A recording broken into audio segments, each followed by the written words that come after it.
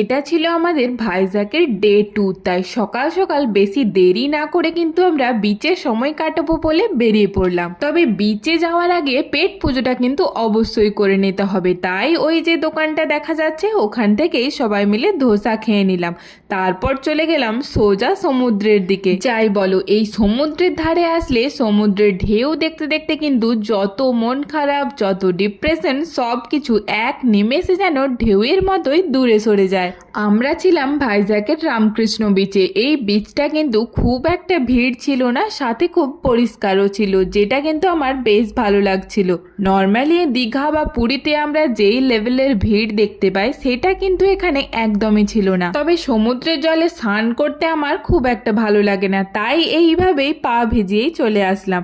আর এদিকে মাম্মাকে দেখো একা একাই কিরকম বালি ঘেটে যাচ্ছে ইচ্ছে মতো। ও নিশ্চয়ই মনে মনে ভাবছে, আরে এখানে তো কেউ কিছুই বলছে না, তো চলো ইচ্ছে মতো বালি ঘেঁটে নি।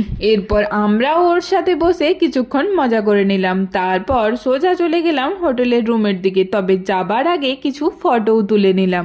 এরপর আমরা রুমে গিয়ে ফ্রেশ হয়ে লাঞ্চ কমপ্লিট করে কিন্তু যাব ডলফিন নোজ দেখার উদ্দেশ্যে। সেটাও তোমরা দেখতে পাবে নেক্সট মিনি ভ্লগে। তো অবশ্যই চ্যানেলটা কিন্তু সাবস্ক্রাইব করে রেখো, আর ভিডিওগুলো কেমন লাগছে সেটা কিন্তু আমাকে অবশ্যই কমেন্ট করে জানিও।